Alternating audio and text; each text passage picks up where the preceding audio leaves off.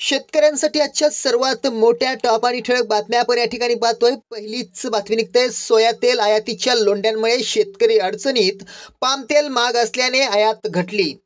पुढली मोठी बातमी निघते, मान्सूनचा पाऊस 2025 मध्ये हे चांगला बरसणार, काही जागतिक हवामान केंद्रांचा अंदाज। पुढली मोठी बातमी निघते, मध्य महाराष्ट्र मराठवाड्यात आजपासून पावसाचा इशारा, उन्हाचा चटकाही वाढला। पुढल्या मोठ्या बातमी निघताय, हिंगोली जिल्ह्यात आधारभूत किंमत खरेदी या योजनेअंतर्गत तूर खरेदी सुरू, शेतकऱ्यांना दिलासा। पुढल्या मोठ्या बातमी निघताय, ठिबकसाठी लॉटरी पद्धत रद्द होण्याची शक्यता। पुढल्या मोठ्या बातमी निघताय, भुईमुग पेरणीला कृषी विभागाकडून प्रोत्साहन, शेतकऱ्यांना दिलासा।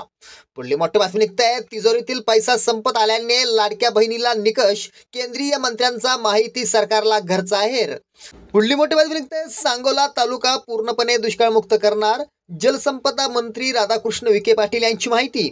पुढली मोठी बातमी निघताय, दूध उत्पादकांना खुशखबर, खरेदी दरात झाली वाढ, शेतकऱ्यांना दिलासा। पुढली मोठी बातमी निघताय, सूक्ष्म सिंचन अनुदान रखडल्याने शेतकरी लाभापासून वंचित।